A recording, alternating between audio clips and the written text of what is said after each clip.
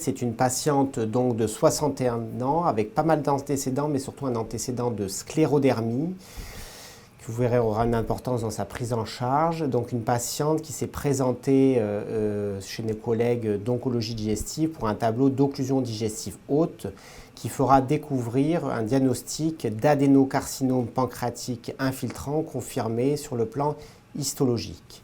Le but aujourd'hui de l'examen est double, d'essayer de lever par voie endoscopique cette occlusion digestive. Donc on discutera soit par prothèse duodénale classique, soit par gastro-entérale-anastomo sous écho-endoscopie.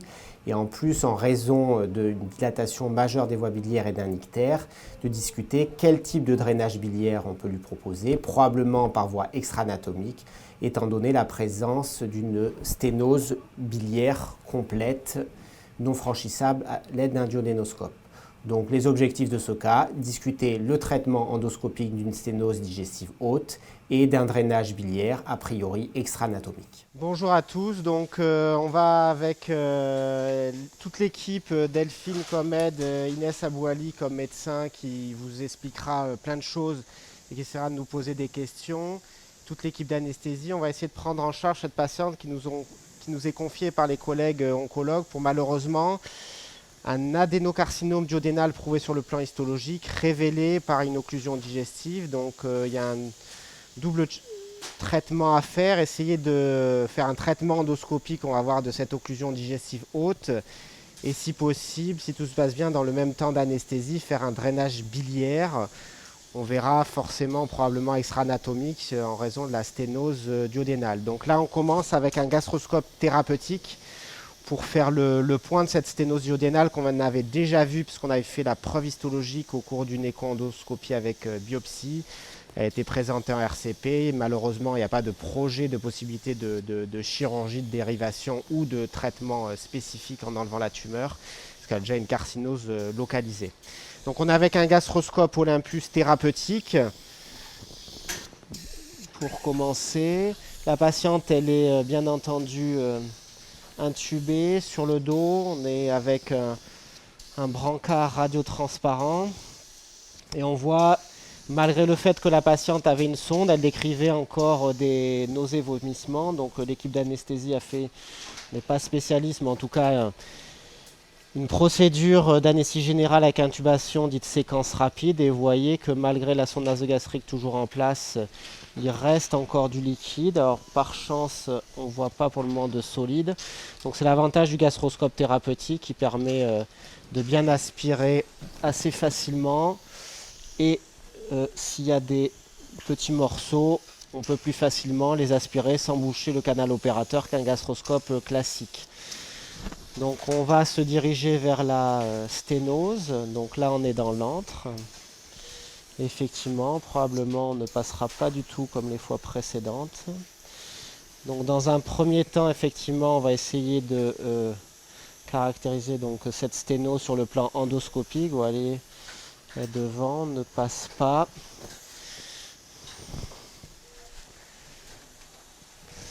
On ne passe pas. Donc on a la scopie et donc on va opacifier cette sténose avec du contraste. Donc on met bien l'endoscope devant la sténose. Voyez, on se cale. On va l'opacifier. Voilà. On va mieux placer la scopie. Donc on voit le grêle d'aval. Merci Delphine. Et donc on va cathétériser cette sténose avec un fil guide. On va refaire une opacification pour mieux voir, maintenant qu'on est bien centré. Ouais, vous voyez qu'on opacifie le cadre duodénal. Et donc on va prendre un fil guide. Alors, on choisit un fil guide Jawire en long. Bien entendu, 450 cm 0035. On va rincer avant de mettre ce fil guide avec un peu d'eau pour pas que ça colle dans le canal opérateur. Alors là, c'est un gros canal opérateur, donc on n'a pas de difficulté, mais il faut toujours rincer un petit peu, c'est toujours mieux. Avec l'introducteur, bien entendu, sur un gastro.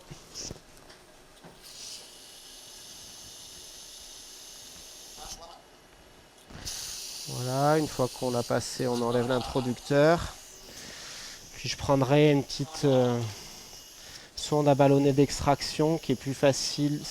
Ça permet de mieux envoyer le fil guide généralement dans le grêle d'aval, si possible sur la première anse. Donc Delphine est en train de préparer ça. C'est des ballons d'extraction classiques qu'on utilise en CPRE. De votre choix, vous prenez le ballon préféré. Ici, on travaille avec des ballons d'extraction Olympus, avec des paliers de dilatation 8,5, 11,5 et 15. Alors si vraiment c'est très angulé, on peut discuter effectivement l'utilisation soit d'un tandem, soit d'un cathédroit, soit voire d'un sphinctérotome, mais des fois on est finalement plus gêné avec un sphinctérotome qu'en avec un gastroscope.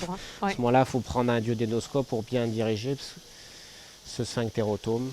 Là, a priori, on va essayer de faire ça avec une sonde à ballonnet. Si vraiment on n'arrive pas, on changera notre fusil d'épaule. Alors là, au niveau du traitement, on en avait discuté avec Inès.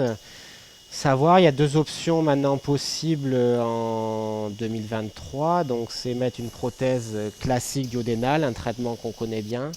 Si je peux tirer le fil en même temps, Delphine.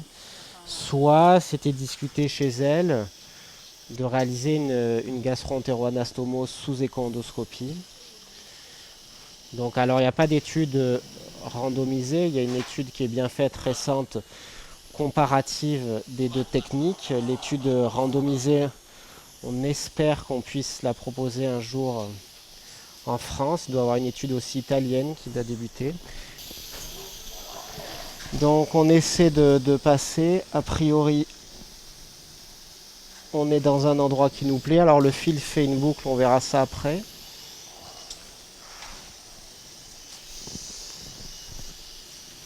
Est-ce que tu peux tendre un peu le fil? Oui, pour que je passe mon ballon. Tu vois ce que je veux dire?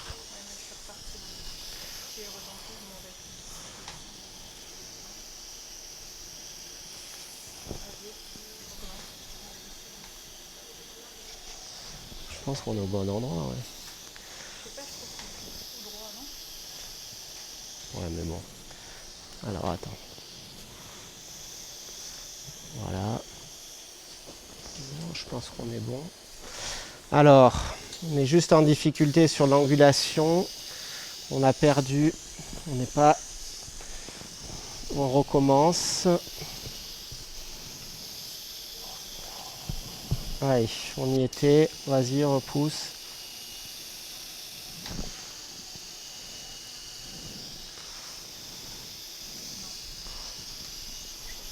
Ouais. Repousse. C'est là.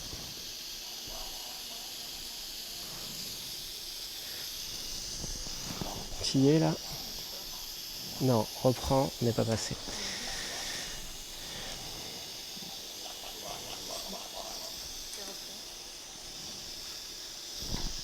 Vas-y, pousse.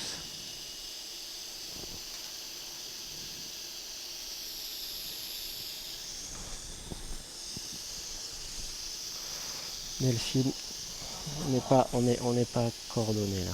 On se parle pas, on n'est pas coordonnés. On fait n'importe quoi.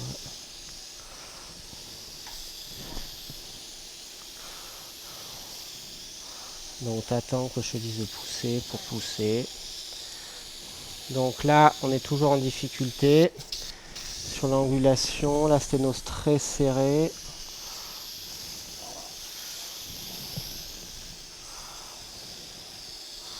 Alors, je pense que c'est au-dessus. Vas-y, essaye. Non, putain. Non. Ça, c'est pendant 2 heures. Donc la difficulté d'une sténose très serrée. Sinon, on mettra la patiente sur le côté, pousse.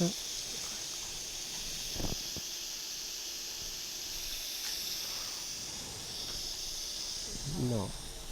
Non, Delphine, je n'ai pas dit de reprendre.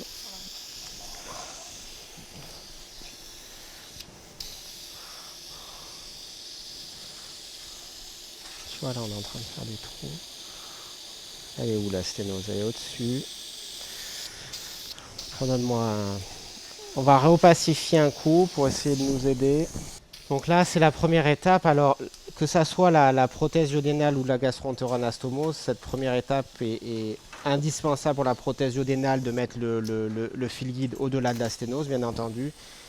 Et dans la technique maintenant, j'allais dire, bien valider la gastro-entérone-anastomose, c'est indispensable aussi, ou peut-être pas jusqu'à dire indispensable, mais pour faire la technique, pour gonfler l'anse de grêle d'aval, c'est quand même plutôt recommandé. Alors c'est pile poil ici, si je peux avoir le ballon, là je suis bien passé avec le fil.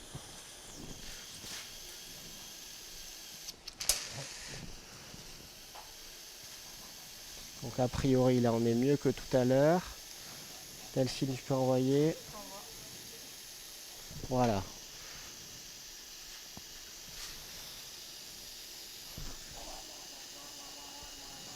A priori là on est mieux. Alors faut pas perdre notre positionnement. Mais a priori on est passé dans quelque chose qu'on reconnaît. Tu vas gonfler le ballon. Donc au gros palier, donc ça nous permet d'être un peu plus loin des ostrations coliques. Tu vas opacifier. Et donc on voit la suite du cadre duodénal avec la première rangée junale. Donc Delphine elle est opacifiée, mais il y a peu de doute que maintenant on est plutôt au bon endroit. Voilà, tu vas pouvoir reprendre le fil guide pour repousser ce fil guide, si possible, voilà, dans la première rangée junale. Voilà, on avance tranquillement avec le ballon, c'est quand même plus facile. On reprend et repousse. Pousse avec la boucle, pousse avec la boucle, pousse avec la boucle. Ça fait basculer et ça ouvre votre intestin grêle normalement avec un fil guide jag ou ailleurs. Pousse, pousse, pousse, voyez. Et là, sans difficulté, on est passé bien loin. Donc là, deux possibilités. Soit on s'arrête et on met tout de suite la prothèse duodénale, soit on va jusqu'à évaluer la faisabilité d'une gastro-entérone-anastomose sous échoendoscopie. C'est cette patiente qui est quand même en très bon état général, jeune, qu'on n'a pas envie de revoir tous les 15 jours pour déboucher des prothèses duodénales. Qui est en début de prise en charge aussi. Et en début de prise en charge, comme le disait très bien, dans le choix probablement. Dans le choix, voilà. Donc là, on peut dégonfler le ballon. On va faire l'échange en laissant le fil guide en place, sur lequel on va mettre donc un drain de Liguori, un drain nasobiliaire pour distendre le grêle d'aval et préparer l'éventuelle gastro-entérone-anastomose. Donc là, on fait l'échange. Alors avec un gastroscope thérapeutique, il faut oublier, c'est qu'on n'a pas des recteurs, donc on ne peut pas bloquer le fil guide, donc il faut faire attention. Mais a priori, il n'y a pas de souci si vous êtes coordonné avec votre infirmière. Et donc on a enroulé très loin le fil guide dans l'anse-grêle pour avoir de la marge. Et donc, comme je le disais, sur ce fil guide, on va pouvoir mettre un drain nasobiliaire qu'on va brancher de manière simple sur la pompe de lavage pour distendre ce grêle d'aval, donc ce grêle non pathologique. Vous prenez un Liguori, donc ce qui est important, c'est prendre un diamètre suffisant. Donc les tout fins, c'est que votre débit d'eau est peu important, donc je dirais de 7 à 8,5 French, on est très bien. D'accord. Voilà. Est-ce que tu mets un peu de solution d'indigo carmin pour colorer? Parce que ça c'est décrit aussi. Voilà, bonne question. Alors l'indigo carmin, pour un contrôle ultime, moi je le mets à la fin. Pour vérifier justement que l'indigo carmin, on le verra si on va jusqu'à la gastro-entérone, pour vérifier qu'il n'y a pas de fuite. Je le rajoute au dernier moment. Et des fois, ce qu'on peut mettre aussi, quand on est des procédures compliquées, on pourrait mettre aussi un peu de contraste pour distendre ce grêle d'aval. Alors là, comme on est bien placé, qu'on voit bien, je pense que c'est pas indispensable. Pas forcément nécessaire. Donc c'est important, Delphine est en train d'humidifier ce drain de Liguori qui est finalement une très longue queue de cochon. Donc on fait descendre sur ce fil guide. Donc c'est une étape intermédiaire. Alors c'est vrai que ça rallonge un peu la procédure en elle-même. Peut-être qu'on aurait déjà fini de mettre la prothèse duodénale, mais c'est pas quelque chose de rédhibitoire. C'est question de quelques Alors, je ne sais pas si je peux vous montrer juste à la caméra le drain qu'on utilise, parce que ça, c'est des petites astuces. Voilà, là, vous le voyez bien. Facile. Il est de la bonne taille par rapport au fil guide. Donc, notre aide est en train de faire un point fixe, comme en KT quand on travaille en long, comme en éco-endothérapeutique. Donc, on voit sur la caméra d'endoscopie l'extrémité distale du drain arrivé, qu'on glisse et on sous-scopie, on suit son parcours et on va le mettre bien loin, le caler bien loin, comme ça s'il bouge un peu, on peut toujours le ramener vers nous. Il n'est jamais trop loin. Donc vous le voyez faire la boucle. Donc une fois qu'il est bien loin, on demande à notre aide d'enlever le fil guide. Et donc il va s'ancrer, vas-y Delphine, il va s'ancrer en faisant cette boucle dans, là on peut le dire, on est vraiment dans le jéjunum, donc on est très bien. Tout à fait. Et donc là on va faire l'échange, vous allez laisser ce drain en place et retirer votre gastroscope thérapeutique, alors que vous gardez parce qu'on ne sait pas si l'évaluation pour la gastro-entérioanastomose sera possible. Donc on fait l'échange tranquillement, on a de la marge. Donc vous voyez, il sera de la bonne longueur, il n'y a aucune difficulté, on l'a mis bien loin. Voilà, donc c'est peut-être pour ça aussi, c'est pas mal avec un gastrothérapeutique parce qu'il est un peu plus court qu'un duodénoscope. Voilà, et vous voyez, on a largement de quoi encore le pousser. On le récupère à la bouche, comme les sondes nasogastriques. On va le fixer. Vous pouvez me donner un petit morceau de scotch, s'il vous plaît? J'en ai un là, j'en ai un là. Hop. Donc vous le fixez pour ne pas le perdre, pour pas qu'il y ait une manœuvre intempestive. Voilà, il est en place. Et donc là, on enlève le gastroscope et on va positionner l'écho-endoscope. Et donc sur ce drain nasobiliaire, donc vous reprenez l'adaptateur,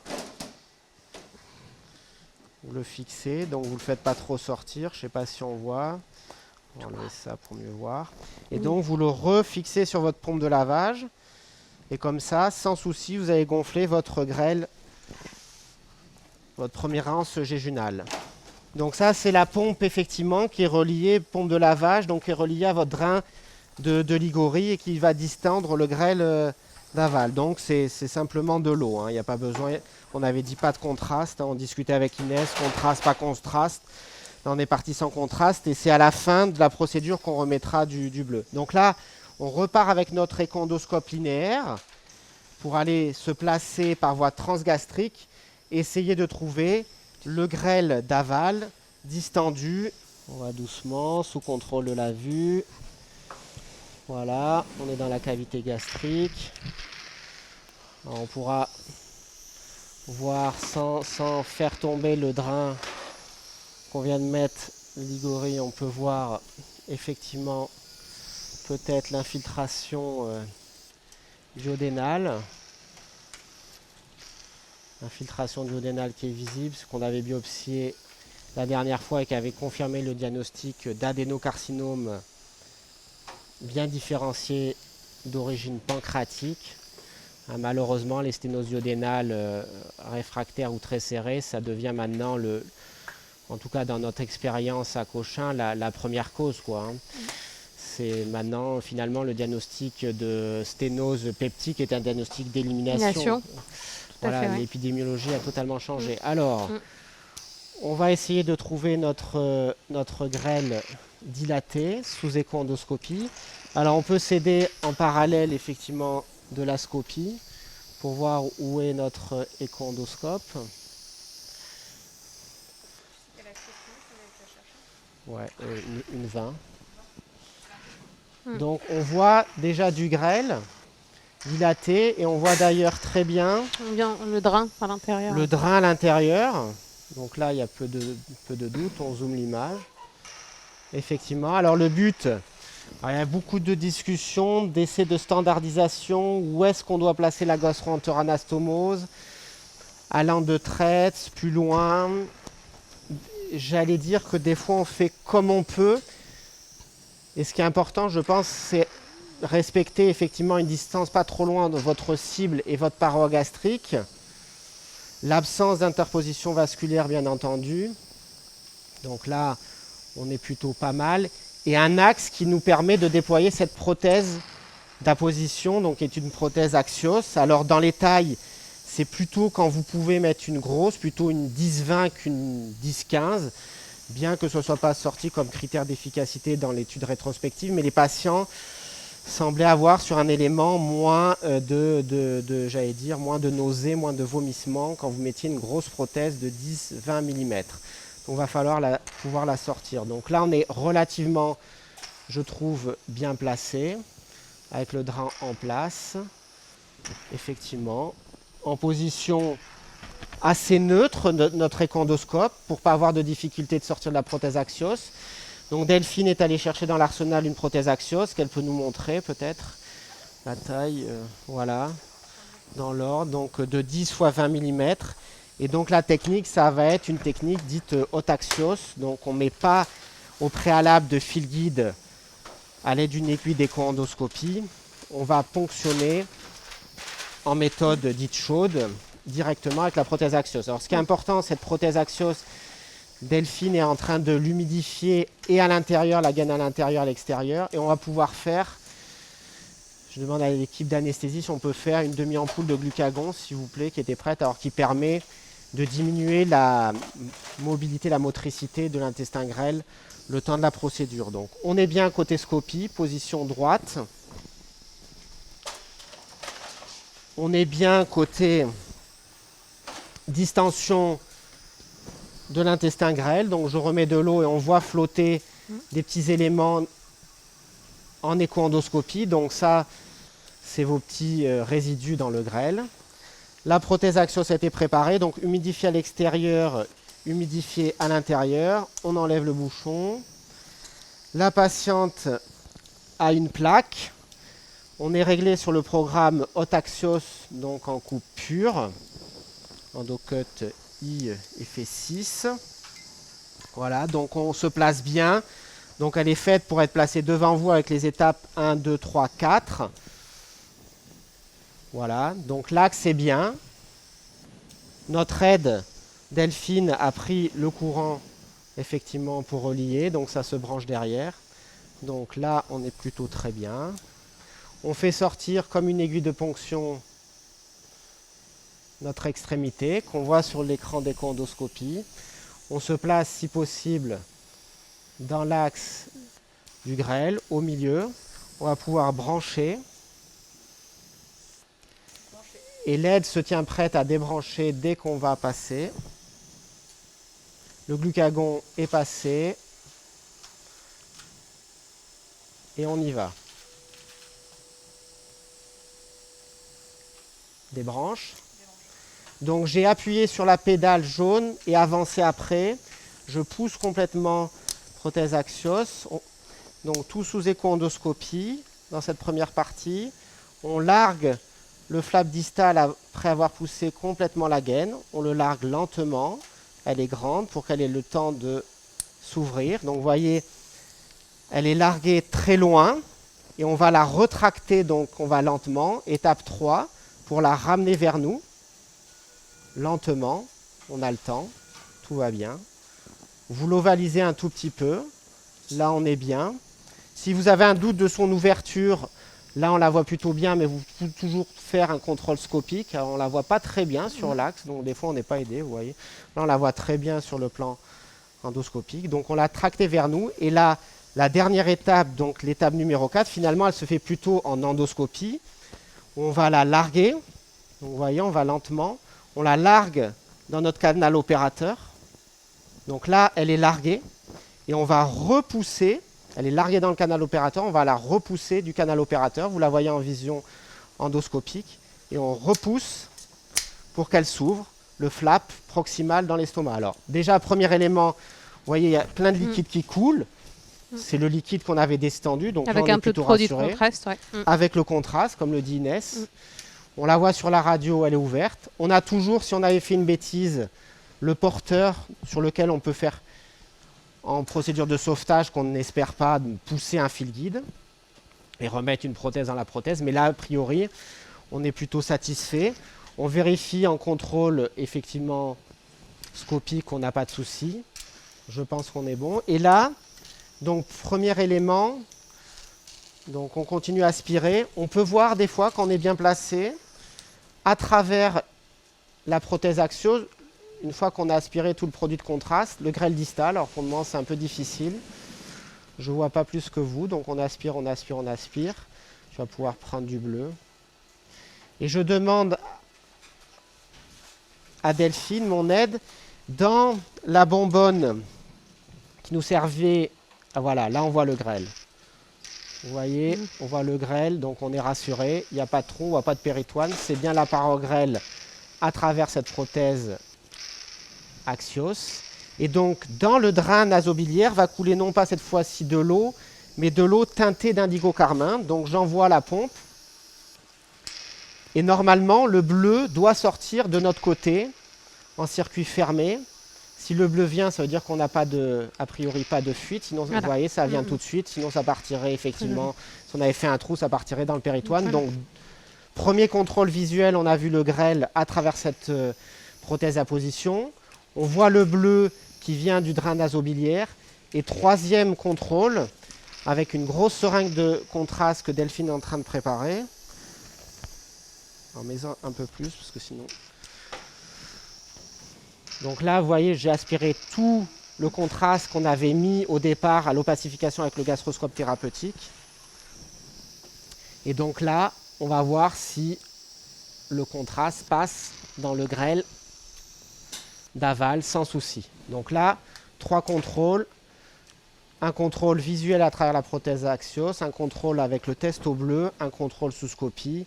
On est bien placé et on peut regarder, alors là ça dépend, mais il ne faut pas la déloger effectivement, sous écho-endoscopie. Si on la voit bien, oui, je pense que là on la voit bien. On la voit bien dans l'intestin grêle avec les 2 flaps, prothèse en sablier, qui va encore s'ouvrir pendant 24 heures. On voit même le liquide qu'on aspire à travers, donc il n'y a pas de souci particulier. Il n'y a pas d'hématome. Donc, première étape faite de lever l'occlusion en mettant cette gastro-entérone-anastomose. Alors, on peut reculer et voir où est-ce qu'elle est dans l'estomac. Voilà, elle est en position, j'allais dire, très classique. C'est comme les gastro-entérone-anastomoses de nos collègues chirurgiens, à peu près à ce niveau-là. Et donc, on va retirer, sous contrôle scopique, effectivement, le drain de Liguori.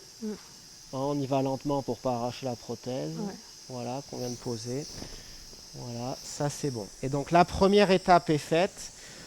Pour cette dame, a priori, on a levé son occlusion. Et donc on va passer à la deuxième étape de la faisabilité effectivement d'un drainage biliaire, vu que la compression duodénale, effectivement, est responsable de l'occlusion plus une dilatation majeure des voies biliaires. Sur les consignes après de réalimentation, toi Alors, bonne question Inès, réalimentation, que faisons-nous? Alors, quand ça se passe bien, on les autorise le jour même en eau sans souci. Et on fait une réalimentation progressive à partir du lendemain matin, quand tout s'est bien passé, pour laisser le temps à la prothèse, effectivement, de s'expandre correctement et pas avoir faussement l'impression qu'elle ne s'est pas ouverte et qu'elle ne fonctionne pas. On n'a pas parlé, effectivement, alors c'est peut-être par excès, mais on les laisse sous IPP. Alors généralement, quand ils viennent avec la sonde nasogastrique, le reflux, ils ont déjà des IPP. En écho-endothérapeutique, on fait une dose d'antibioprophylaxie, mais voilà, on les laisse sous IPP au long cours. Peut-être qu'on pourrait arrêter, mais nous, dans notre consigne, c'est IPP au long cours. Donc la deuxième de réalimentation, et puis après réalimentation progressivement normale. L'objectif, c'est au bout de 4 à 5 jours, une alimentation presque normale. Donc là, sous contrôle scopique, on la voit bien. Elle va s'expandre donc jusqu'à 10 mm, le diabolo au milieu, et apposer ces 2 parois.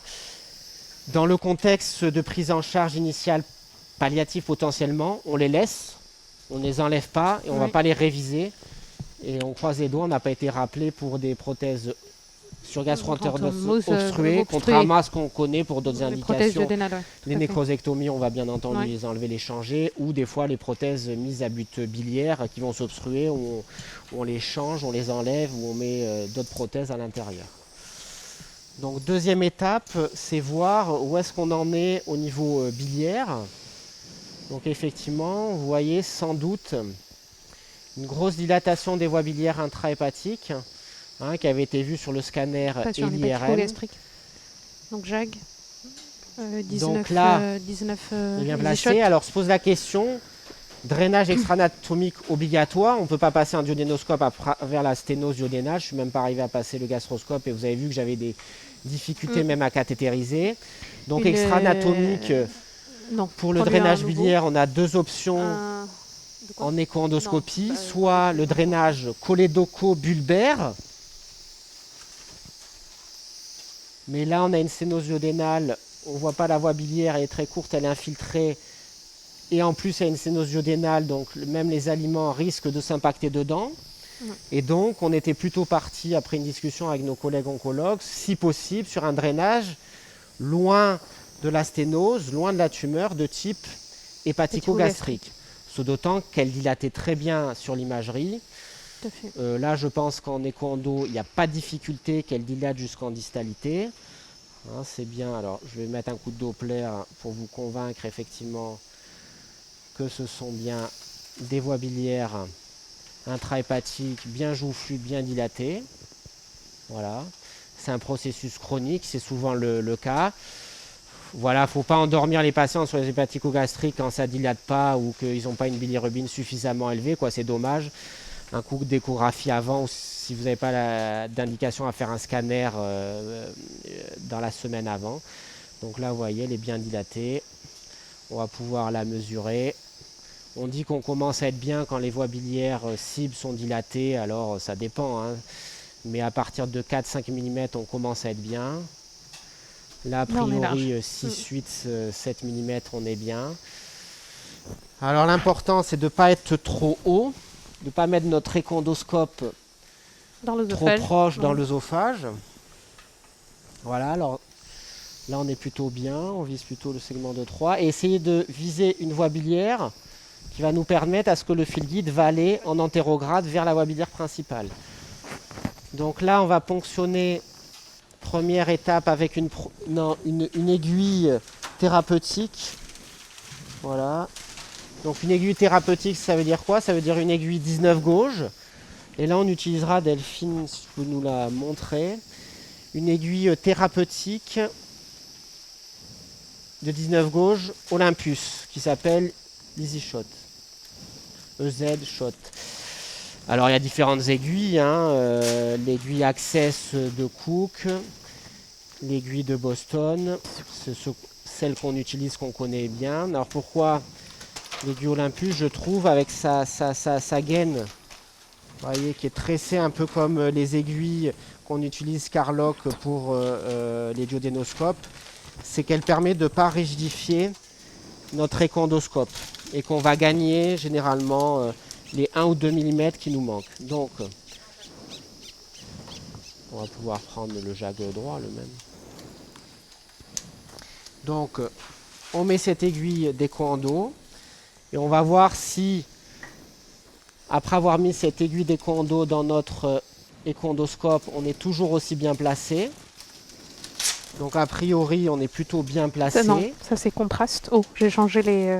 Notre écho-endoscope est plutôt dans un axe bien pour l'hépatico-gastrique, plutôt neutre.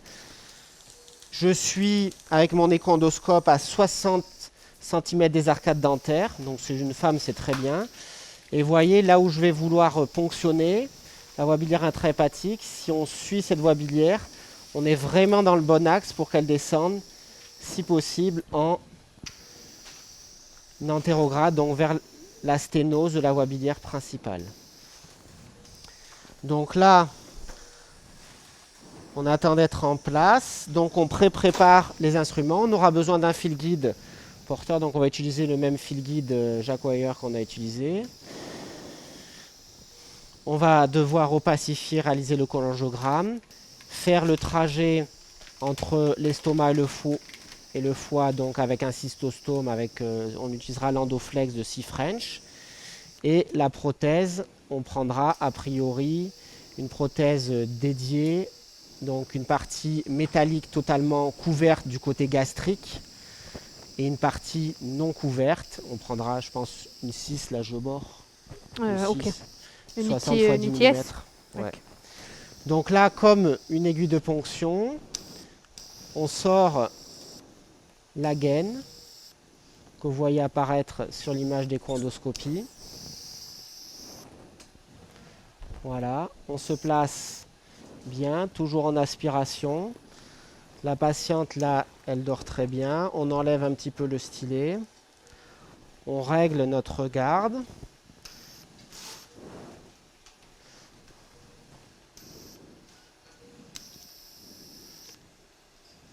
Donc on approche l'aiguille comme si on allait faire une ponction d'une masse, mais cette fois-ci, la cible, c'est bien la voie biliaire intrahépatique gauche joufflu.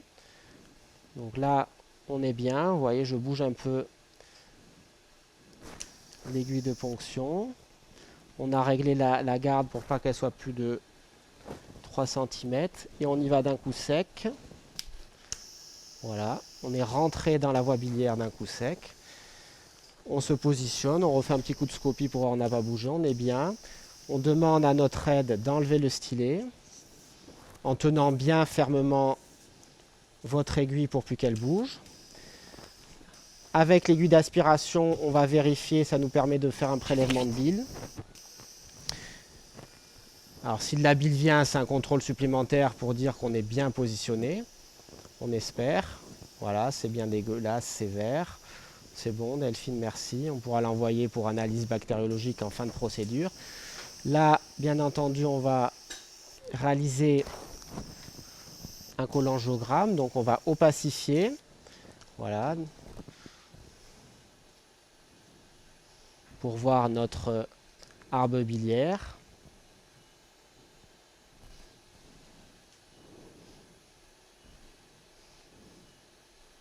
Donc ça opacifie bien les voies biliaires intrahépatiques gauche.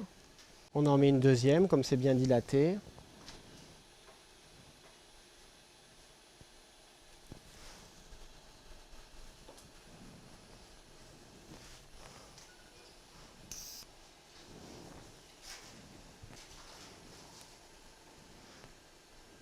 Voilà. Donc a priori là c'est satisfaisant. Et donc Delphine là, elle met déjà en rinçant, mettant 2 mm effectivement, sérum phi, pour que le fil guide puisse descendre plus facilement.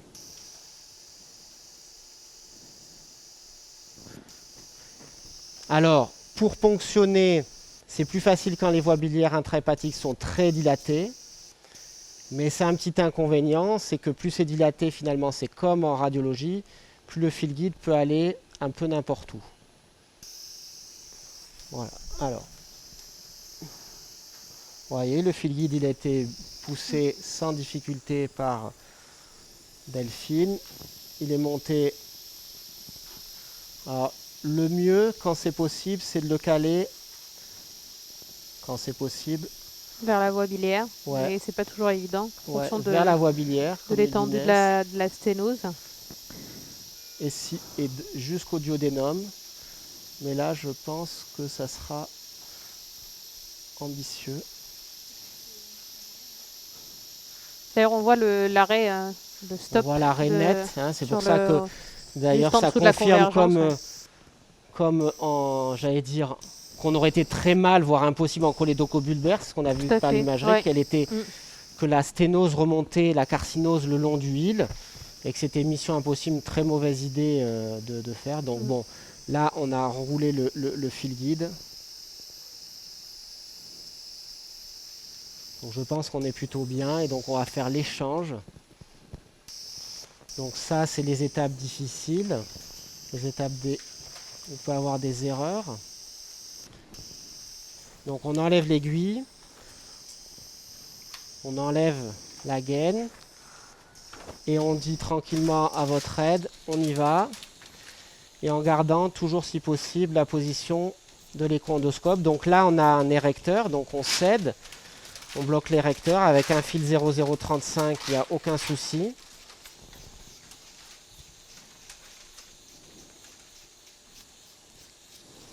Et donc dès que je l'ai, je vais dire à mon aide Delphine que j'ai, parce qu'il faudra remettre le capuchon pour pouvoir réinsuffler dans la dernière étape de largage de la prothèse.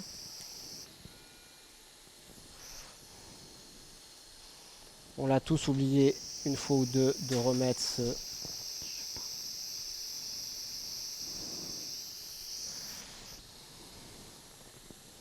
Voilà, donc j'en profite pour me remettre dans la position d'écho-endoscopie neutre où je vois bien mon trajet vers la voie biliaire avec le fil guide.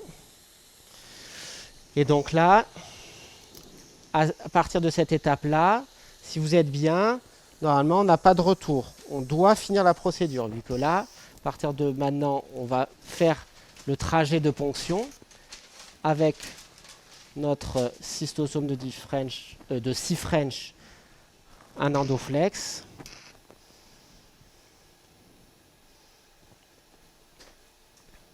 Donc c'est vraiment celui qui est adapté sur le marché. Je pense qu'on en a testé pas mal, mais c'est le seul, j'allais dire, qui a prouvé son efficacité, l'absence de difficultés, l'absence de problèmes de passage. Il coupe très bien, de manière nette, sans saignement. Effectivement, on sera en autocoupe pure. Voilà, donc là on a le temps. Là tout va bien, on n'a pas fait le trajet. Il ne faut pas perdre notre position. Se recentrer. Voilà, donc Delphine m'a apporté l'endoflex. Donc on fait toujours une petite tension sur le fil guide, mais pas trop pour ne pas perdre. Et je vais me replacer, bien entendu, replacer mon écho-endoscope, l'image, parce que là on a perdu l'image. Voilà. Je me replace, il n'y a aucun souci.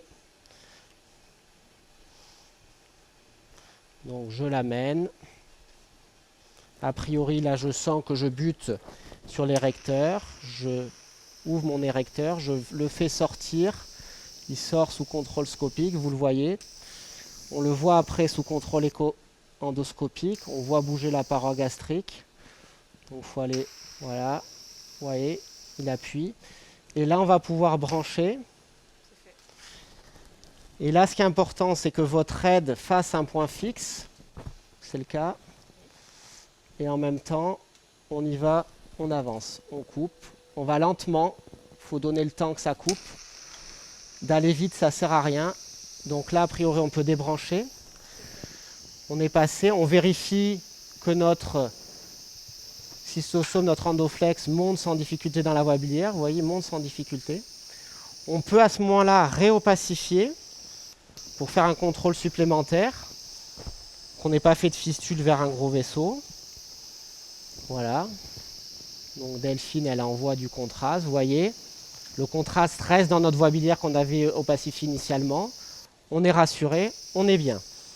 On rince pareil avec de l'eau, parce que sur le fil guide, quand on va mettre la prothèse, on a le temps.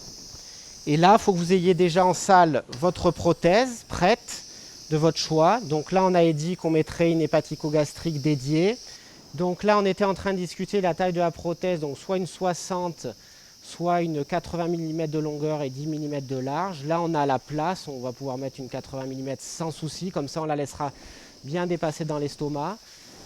Donc pousse bien le fil. Là. Donc voilà, ça c'est le type de prothèse qu'on va utiliser, qui est une prothèse semi-couverte avec une partie non couverte qui sera intrabiliaire. Et la partie couverte qui fait le pont entre le foie, on va dire, et la cavité gastrique. Voilà, puisqu'il n'y a pas d'apposition qui est faite.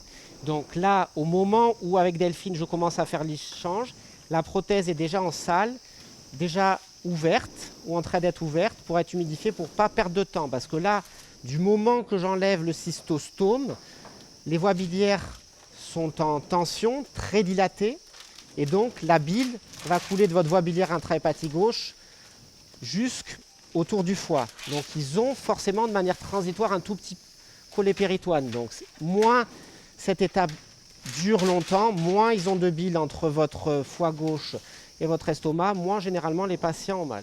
Allez, on y va tranquillement, sous contrôle scopique. Donc vous voyez, je retire le cystostome, sous contrôle scopique, tout va bien, le fil guide, il ne bouge plus. Je bloque avec mon érecteur. Inès nous aide à déjà préparer la prothèse, à l'humidifier le canal à l'intérieur. Donc vous voyez là, on va lentement, on fait des petits coups de scopie par moment. Avec Delphine, on est régulier, on a le temps, on est bien. Notre échoendoscope ne doit pas bouger. On est très bien. J'ai le fil, je le dis à mon aide, je me replace. Et là, dans quelques secondes, la prothèse est insérée sur le fil guide. Et donc là, on voit effectivement, sur l'image échoendoscopique, vous voyez des petites bulles, la bile qui passe déjà à travers le trajet que je viens de faire.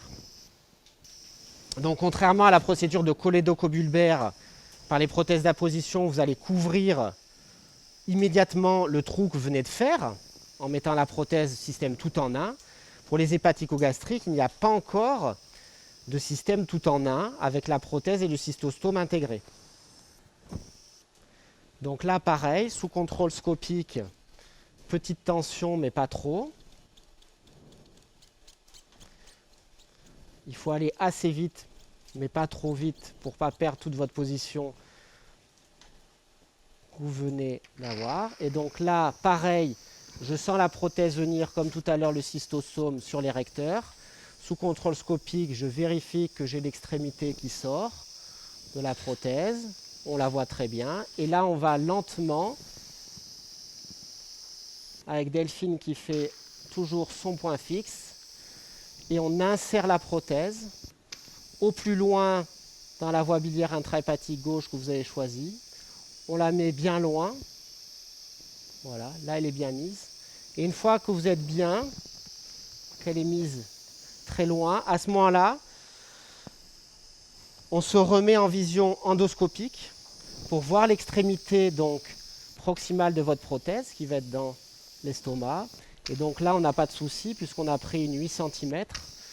Et donc, on va pouvoir commencer à faire ouvrir en toute sécurité. Donc, c'est l'extrémité distale qui s'ouvre, donc sous contrôle scopique. Donc, on lève l'érecteur. Je dis à Delphine si elle peut commencer à ouvrir. Vous voyez que la prothèse, elle est quasiment au île, là. Donc, on l'ouvre. On y va. Vas-y, vas-y. Il y a un petit délai au départ sur le déploiement de l'extrémité distale, c'est normal. Voilà, elle avance, stop. Et d'ailleurs, vous voyez sur la vision directe qu'on est bien placé, qu'on a le repère jaune de la prothèse qui doit rester dans notre canal opérateur parce qu'elle va être aspirée facilement dans le foie. Et de toute façon, quand on a pris une très longue, il n'y a aucun souci pour la faire dépasser de 2 cm dans la cavité gastrique. Elle est bien insérée dans la voie biliaire sans souci gauche, au moins de 5 cm. Donc là, on reprend. On dit à Delphine de continuer tout doucement. Voilà. Sous contrôle scopique, on la voit maintenant, on la voit bien s'ouvrir sous contrôle scopique avec la bague qui avance. Et je la garde dans mon canal opérateur. Je la garde, je la garde. Voilà. Stop. Vous voyez, donc là, on a toujours un retard, comme le disait Inès. Donc, on se repositionne, on a le temps. On tire notre échoendoscope avec douceur. Et puis, on continue. On continue. On continue. Stop. Et donc là, on ne va pas tarder à voir en vision endoscopique, cette fois-ci, l'ouverture de la prothèse. Donc là, on est bien. Elle est parfaitement bien mise, sa partie non couverte dans la voie biliaire intrahépatique gauche. Et on y va doucement. On n'a plus besoin de scopie, c'est tout sous contrôle maintenant endoscopique. Vous voyez, doucement, doucement, doucement. On la tire bien dans notre canal opérateur. Elle a une extrémité gastrique qui est évasée pour ne pas remigrer en intrahépatique. On y va doucement, on la tire bien, on la tire bien, on la tire bien. On la largue dans le canal opérateur, on y va. On continue, et voilà.